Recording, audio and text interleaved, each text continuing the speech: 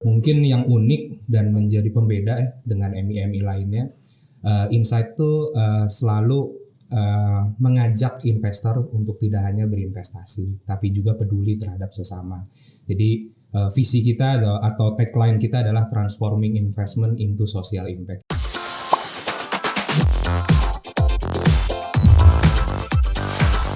Halo teman-teman investor ajaib semuanya, jumpa kembali bersama saya Rati Musikoningsih, Financial Expert Ajaib Sekuritas. Hari ini kita main-main ya ke kantornya Asset Management, yaitu PT Insight Investment Management.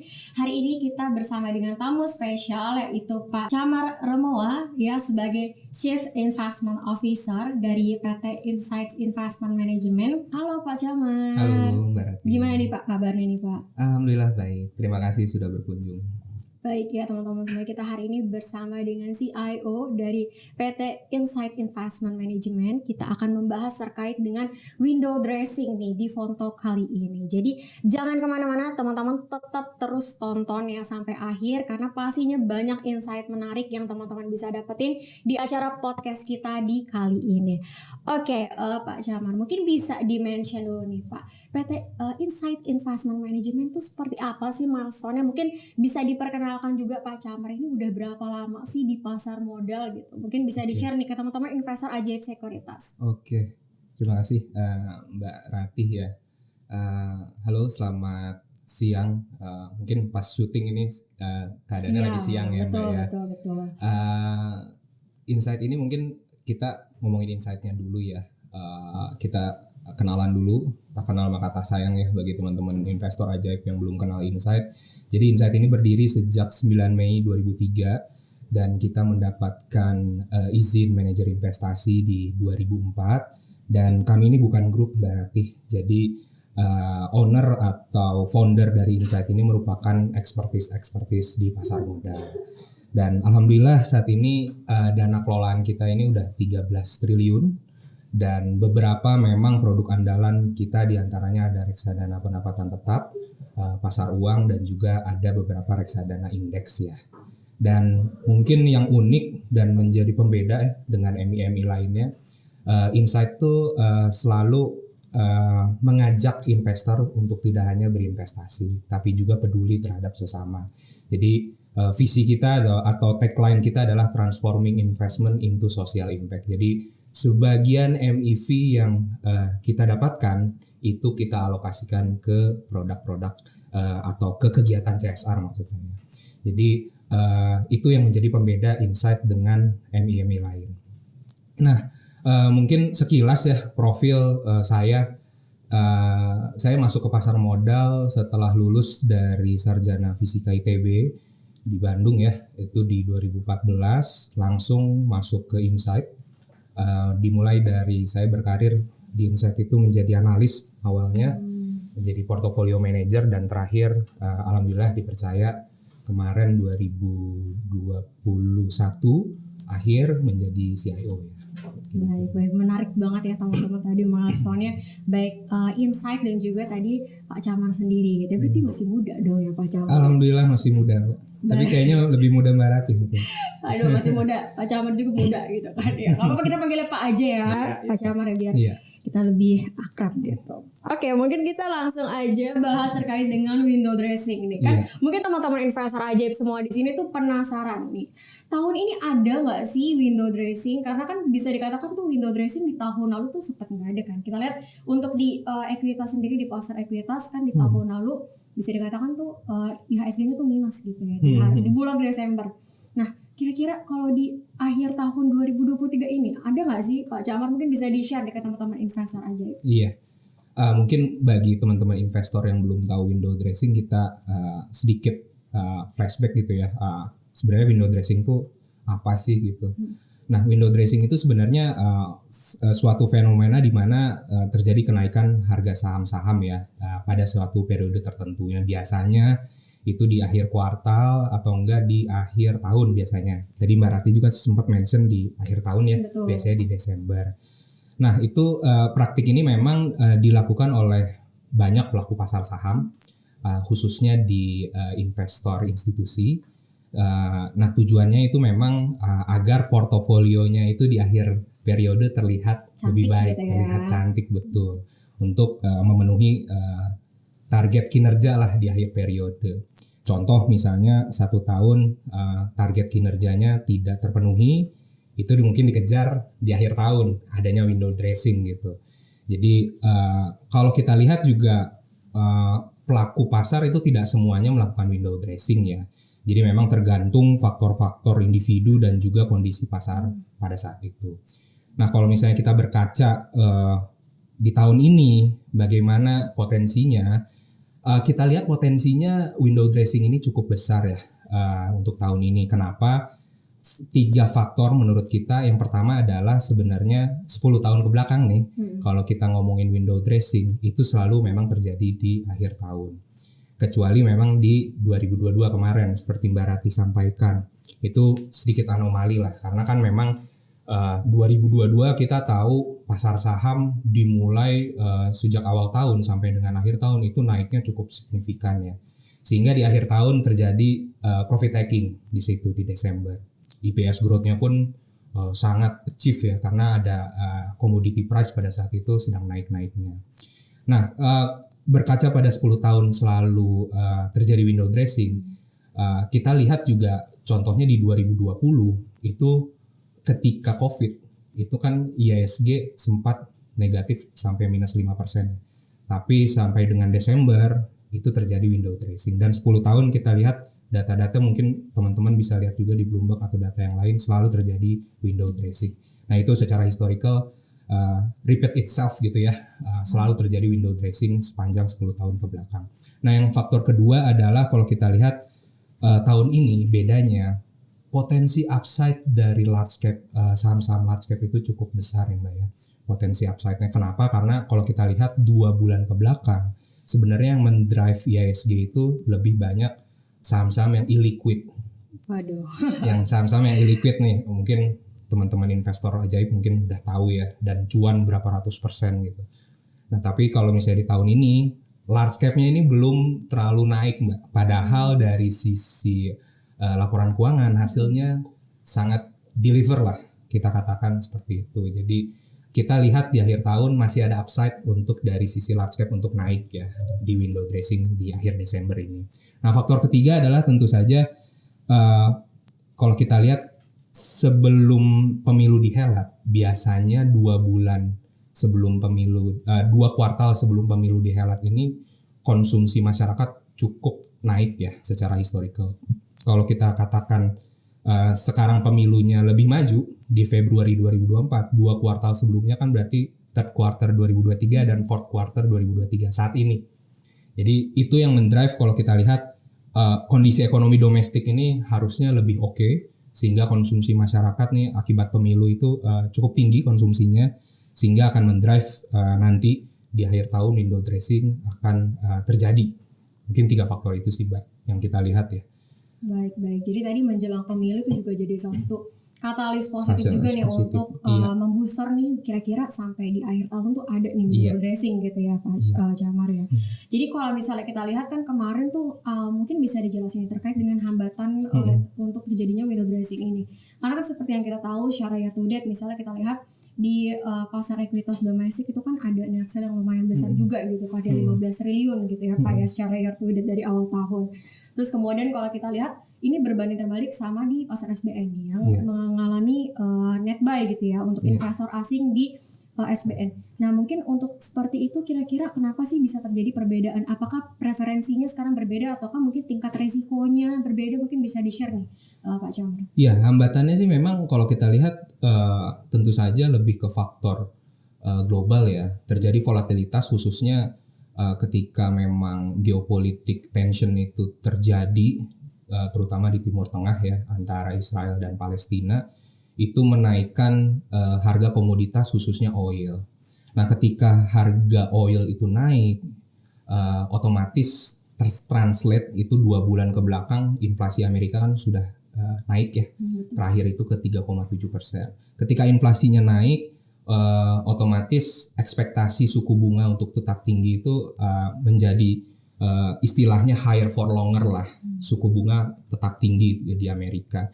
Nah itu yang menyebabkan dolar pada saat itu kemarin mungkin di pertengahan Oktober terasa ya dolarnya sangat menguat dan rupiahnya itu kita melemah, sehingga dari sisi BI Rate itu menaikkan suku bunga terakhir di Oktober itu. Nah, ini yang menyebabkan pasar saham terjadi koreksi, lebih ke faktor geopolitik kalau kita lihat. Nah, yang kedua adalah tentu saja kalau melihat selain geopolitik ya, kita juga melihat sebenarnya dari sisi ekonomi Cina itu belum sepenuhnya pulih. Sebelumnya pulih, dan kalau kita lihat Indonesia sendiri kan sebenarnya salah satu trading partner terbesarnya itu Cina. Jadi kalau kita lihat ekspor maupun impornya Cina di domestiknya mereka sendiri, ekspornya itu turun 6% dan importnya juga turun 6%. Kurang lebih sekitar masing-masing 6% turunnya. Jadi terlihat demand globalnya itu masih turun, dan import Cinanya juga kan turun 6%, menandakan demand dari domestiknya sendiri juga masih belum pulih dari Cina. Nah, itu yang kita khawatirkan dari sisi geopolitik, dan trading partner terbesar kita nih hampir yang paling besar kan Cina ya. Jadi ini yang kita takutkan gitu, masih belum balik dari sisi ekonominya. Nah, itu yang membuat pasar saham itu khususnya investor asing belum terlalu masuk ke IHSG. Nah, kenapa memang pasar obligasi masih cukup favorable, even sampai investor asing masuk 53 triliun. Karena kalau kita lihat di sini dari sisi rating di triple B dan dibandingkan dengan negara-negara lain yang emerging market, real yield kita ini masih cukup menarik ya. Kalau kita lihat kan yield 10 tahun kita sekarang di sekitar 6,75, dikurangi dengan inflasi kita kan kemarin terjaga sekali ya di 2,56. Real yieldnya itu di sekitar 4,19%. Nah, kalau kita bandingkan dengan negara lain yang dengan rating sejenis yang ada di emerging market, kita salah satu yang paling menarik real yieldnya. Jadi makanya investor asing masih bisa masuk lah ke Indonesia dari sisi real yieldnya kan kita cukup menarik ya tadi ya. Nah, kemudian dari sisi fundamental, dari sisi makroekonomi ya, walaupun memang kemarin rupiah sempat melemah, tapi kalau kita lihat tingkat inflasi Indonesia masih manageable. Rupiah juga alhamdulillah dibanding dengan negara lain, walaupun third Q kita melemah, tapi masih lebih baik dibandingkan negara lain, sehingga kita lihat investor asing eager tuh masuk lagi ke pasar obligasi kita sekitar 53 triliun tadi ya. Baik ya, jadi sentimennya tadi macam-macam ya teman-teman ya. Jadi bisa dikatakan sih overall ya masih positif tadi ya, kita masih menarik gitu kan ya, untuk yield kita menarik, kemudian juga nilai tukar rupiah kita udah mulai terapresiasi lagi kan ya Pak. Kemarin kan sempat ke hampir 16.000, 15.900-an, dan sekarang udah balik lagi ke 15.000 ya, sekitar 15.500-an gitu ya teman-teman. Jadi udah mulai terapresiasi lagi sekarang, jadi hopefully asing masih info lah ya di pasar ekuitas kita, maupun juga tadi untuk di obligasi juga kita lihat secara year to date ya memang masih terjadi info yang cukup signifikan ya, 53 triliun gitu kan. Jadi bisa dikatakan untuk saat ini sih overall, walaupun kemarin ya tadi kalau bisa dikatakan tadi Pak Camer sendiri mention bahwa untuk kita punya GDP kemarin sempat terkoreksi kan 4,94%, tapi kalau kita kalkulasikan hopefully bisa lah di tahun ini sampai ke 5 gitu ya Pak Camer. Full year kalau kita forecast masih bisa achieve di 5 ya, 4,9 sampai 5 lah. Lebih baik daripada kalau kita bandingkan dengan negara-negara lain ya, karena kita kan konsumsi kita cukup baik ya di tahun ini, apalagi kan pemilu biasanya 2 kuartal sebelum pemilu itu konsumsi cukup signifikan lah naiknya, growth-nya ya. Baik. Nah, kalau misalnya tadi kondisi yang udah di-mention nih tadi beberapa sentimennya, ini kira-kira yang menarik tuh kita investnya tuh di aset yang seperti apa sih? Mungkin bisa di-share nih ke teman-teman investor ajaib yang bingung nih, kita mau invest di mana sih? Mungkin untuk teman-teman ajaib melihat faktor ketidakpastian yang masih tinggi ini, kita masih sarankan masuk ke instrumen yang cukup stabil ya. Jadi kalau kita lihat saat ini kan environment-nya market sedang volatile, ketidakpastiannya sangat tinggi, suku bunga juga masih tinggi gitu. Jadi intinya memang kalau kita lihat cenderung defensif itu nggak apa-apa untuk saat ini. Nah, yang menarik sebenarnya kita masuk ke obligasi korporasi juga bisa jadi pilihan. Tapi perlu digarisbawahi bahwa sebenarnya banyak issuer juga yang perlu kita perhatikan tingkat leverage-nya, karena kan sekarang suku bunga sedang tinggi ya.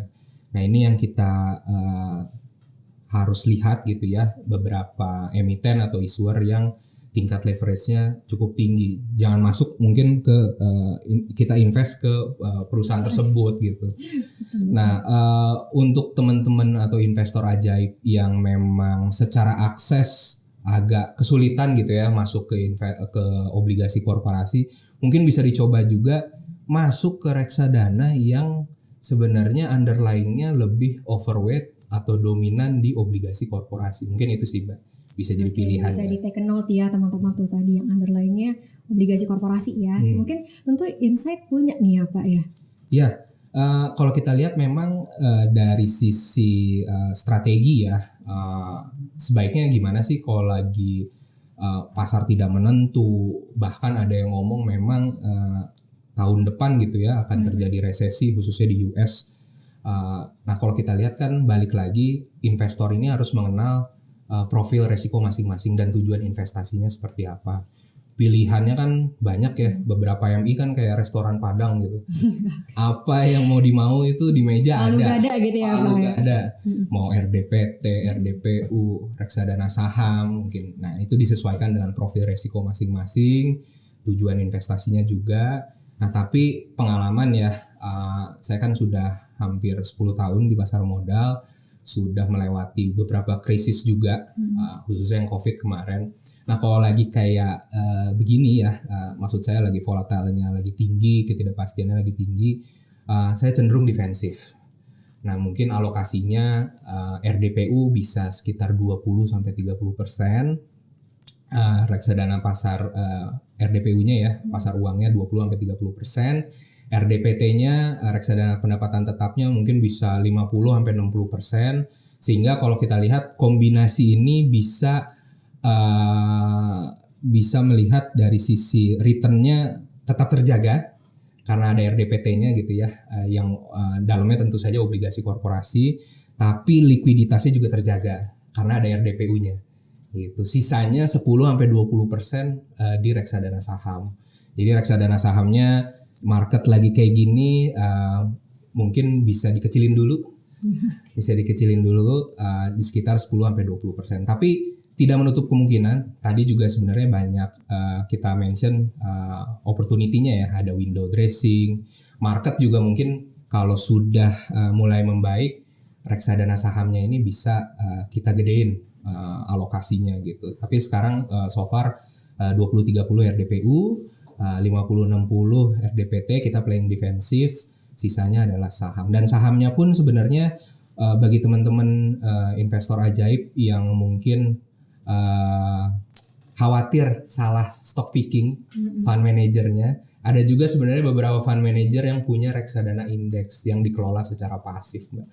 Jadi ini bisa jadi pilihan untuk investor ya. Itu sih, Mbak.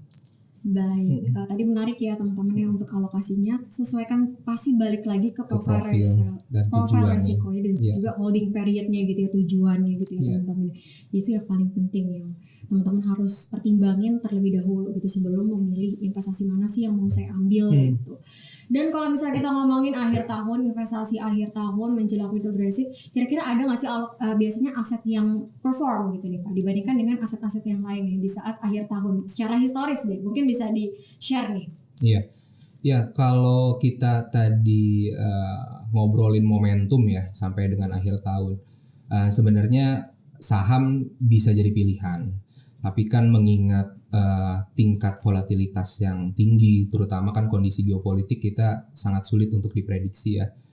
Mungkin pada saat ini oil sudah kembali turun, tapi ketika geopolitiknya kembali memanas bisa saja volatilitas itu kembali naik gitu ya, koreksi bisa saja terjadi. Nah sebenarnya yang lebih wise kalau saya pikir investor juga bisa diversifikasi, melakukan diversifikasi. Selain menunggu saham ini balik gitu ya momentumnya, dana idle itu bisa kita masukkan ke RDPU dulu sambil menunggu momentum yang tepat gitu ya. Nah, secara overall saya suggest mungkin bisa masuk ke RDPT dulu yang underlying-nya memang cukup stabil di obligasi korporasi. Nah, RDPT yang kita punya itu ada yang menarik Mbak, namanya Insight Renewable Energy. Nah, Insight Renewable Energy ini hampir 90% kalau bisa kita katakan itu di obligasi korporasi. Selected name yang sudah kita lihat cukup baik dari tingkat leverage-nya atau kemampuan membayarnya, likuiditas dan solvensinya cukup memadai. Dan kalau dari return, alhamdulillah mungkin bisa kita lihat per Oktober ini year to date di 7,97%. Cukup tinggi dibandingkan IHSG minus 1,44. Memang nggak fair ya RDPT dibandingin sama IHSG, tapi sebagai gambaran memang kondisi marketnya seperti itu. IHSG atau proxy saham karena marketnya memang sedang tidak baik, ya otomatis dari pasar saham terkoreksi. Banyak investor yang balik to safe haven istilahnya, ke dolar, ke emas dan lain-lain gitu. Pasar saham terkoreksi sehingga bisa kita lihat sampai dengan Oktober masih belum balik positif ya, di minus 1,44. Nah, reksadana pendapatan tetap ini bisa jadi pilihan. Jadi investor tidak perlu takut dikala lagi gonjang-ganjing geopolitik gini, dan RDPT kita juga sebenarnya sudah umurnya lebih dari 10 tahun Mbak. Jadi sudah melewati beberapa periode krisis juga. Mulai dari GFC, COVID kemarin dan lain-lain. Jadi memang track recordnya cukup baik lah, dan dari sisi return juga cukup stabil ya, karena durasinya juga tidak terlalu panjang ya. Jadi pergerakannya terjaga lah, returnnya juga cukup kompetitif dibandingkan yang lain ya. Baik, menarik ya teman-teman. Tadi mungkin bisa dicek di aplikasi Ajaib Sekuritas pasti ada tuh Insight Renewable Energy ya Pak ya, untuk yang reksadana pendapatan tetap ya teman-teman, atau RDPT. Yeah. Jadi mungkin itu yang bisa jadi teman-teman istilahnya alokasi ya di situ, mungkin teman-teman bisa pertimbangkan juga. Namun perlu diperhatikan tadi balik lagi ke profil resikonya ya Pak ya. Kita holding period itu berapa lama, terus tipenya yang konservatif kah atau yang agresif gitu kan. Atau yang tipenya moderate atau kalau misalnya konservatif nih Pak, mungkin ada nggak sih produk insight lainnya buat teman-teman investor ajaib yang lebih ke konservatif? Tadi kan mungkin lebih ke moderate ya untuk reksadana pendapatan tetap. Iya, untuk yang konservatif ya tentu saja RDPU bisa jadi pilihan ya. Tadi Insight Money mungkin bisa jadi pilihan. Kita ada RDPU kita ini Insight Money konvensional. Ada juga reksadana money market yang syariah juga ada, money syariah namanya. Dua-duanya dari segi return alhamdulillah cukup kompetitif juga. Tadi kan RDPT juga kita salah satu yang paling baik lah bisa dikatakan di industri. Nah, RDPU ini sebenarnya bisa teman-teman consider. Kenapa? Karena balik lagi ya, dana idle ini jangan sampai mengendap begitu saja gitu. Di kala market sedang gonjang-ganjing gitu ya, nggak pasti arahnya, sambil menunggu arahnya lebih pasti, menunggu kita balik lagi ke pasar saham, ya RDPU ini bisa jadi pilihan gitu. Dan sama kalau dari kita memang strateginya tidak banyak beda dengan RDPT. Untuk RDPU kita ini kenapa kompetitif, karena kurang lebih kita overweight di obligasi korporasi juga, tapi yang kurang dari 1 tahun karena RDPU ya. Dan tadi balik lagi ya, sedikit saya mention, setiap reksadana yang dipunyai oleh Insight, MIV yang kita terima itu kita alokasikan sebagian untuk kegiatan CSR. Contoh renewable energy, Insight Renewable Energy. Itu renewable energy itu namanya bukan mengandung strateginya terkandung renewable energy gitu ya. Kayak electric vehicle dan sebagainya gitu kan ya Pak ya. Karena kalau misalnya ngomongin renewable energy kan orang mikirnya EV gitu kan ya dan sebagainya. Nah, menariknya nama kita di depan Insight Renewable Energy ini bentuk CSR kita Mbak.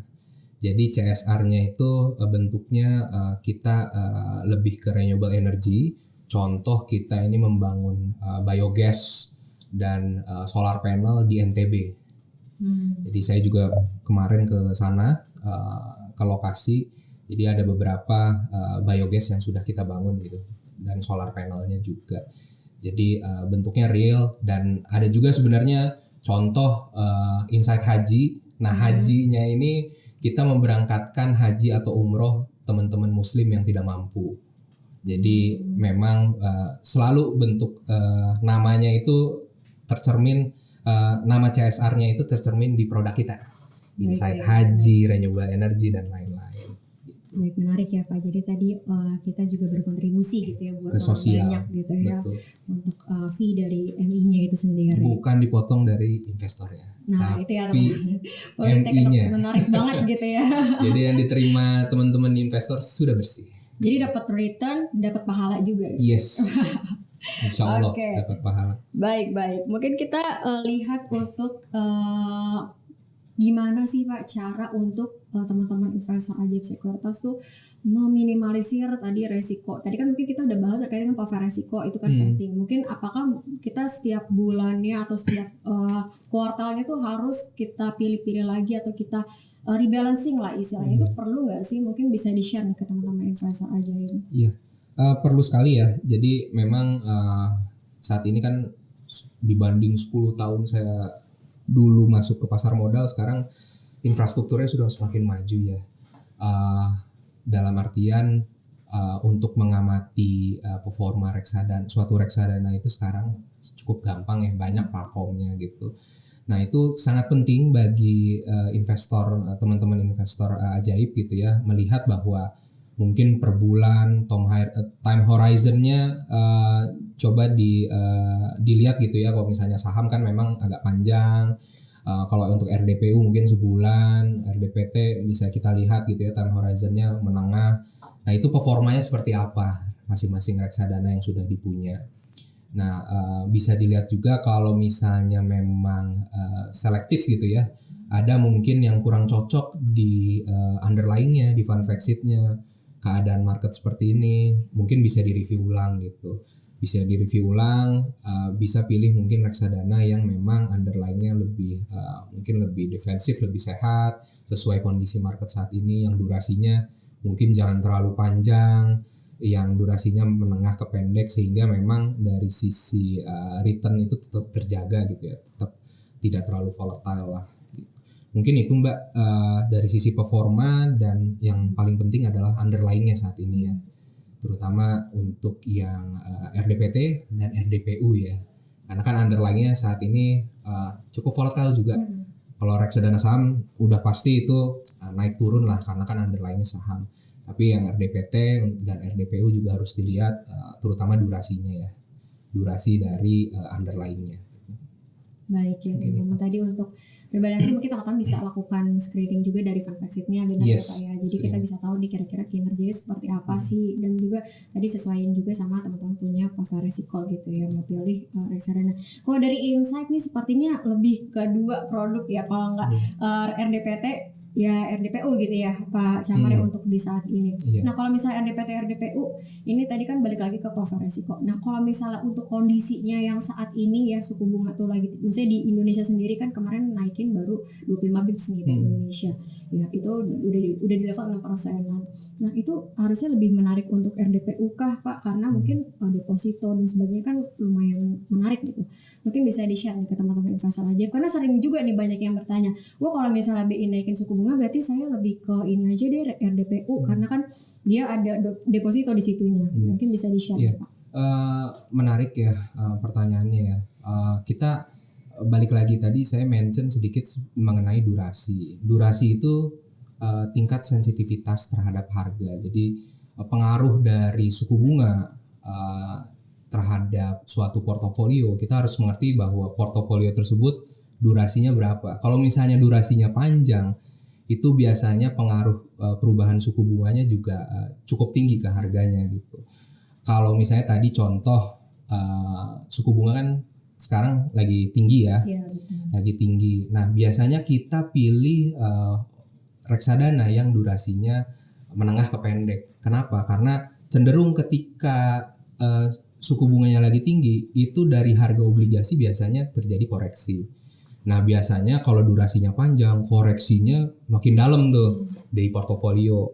Nah mungkin dari sisi nasabah harus melihat itu juga gitu. Nah untuk RDPU dan RDPT yang durasinya mungkin menengah ke pendek itu cenderung lebih stabil ya.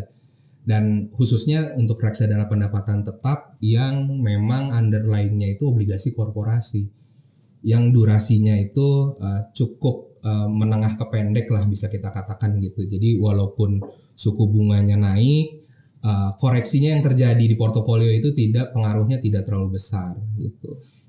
Itu sangat penting tuh ke nasabah ya. Investor harus melihat hal itu gitu.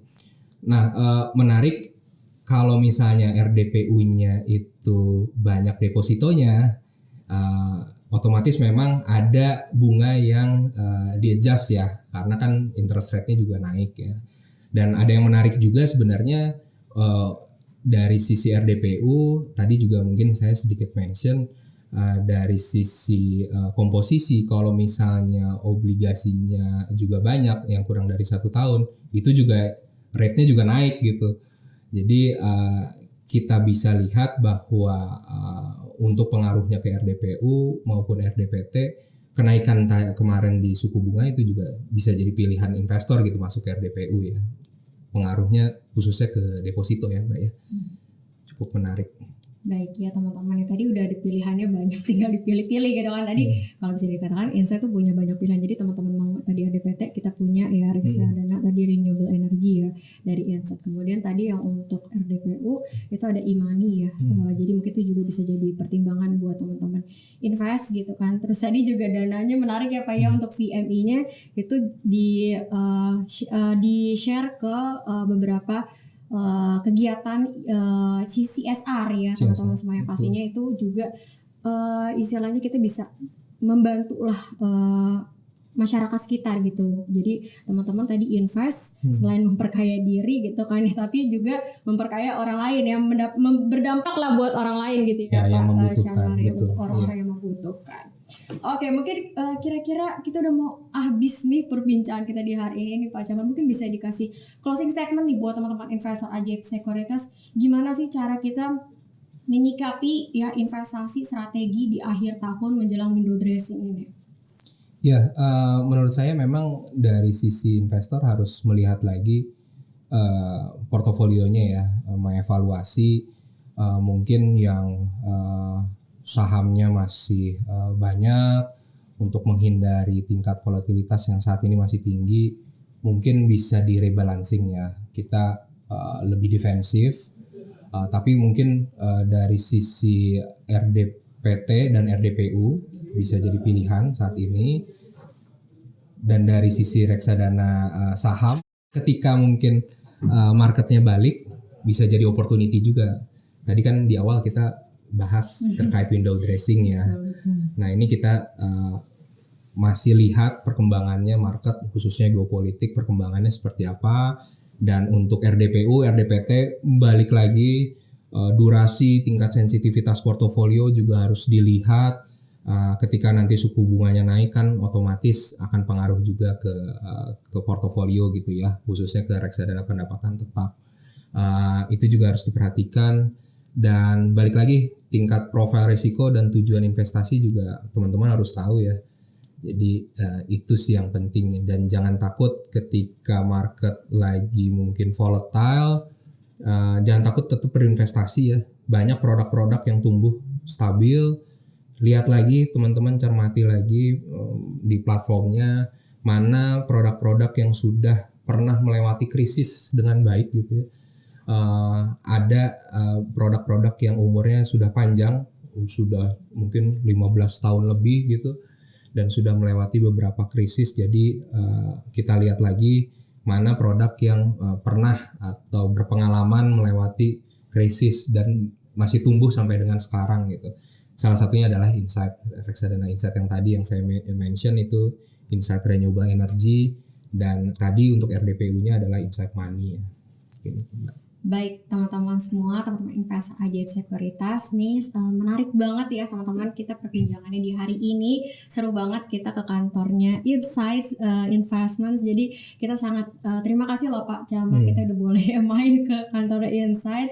Nah buat teman-teman semuanya ya, jangan lupa mungkin buat teman-teman tadi kalau misalnya ada yang ketinggalan gitu mungkin bisa di playback lagi nih, karena banyak sekali tadi insight-insight menarik gitu ya dari perbincangan kita bersama dengan Pak Chamar sebagai CIO dari Insight Investments Management.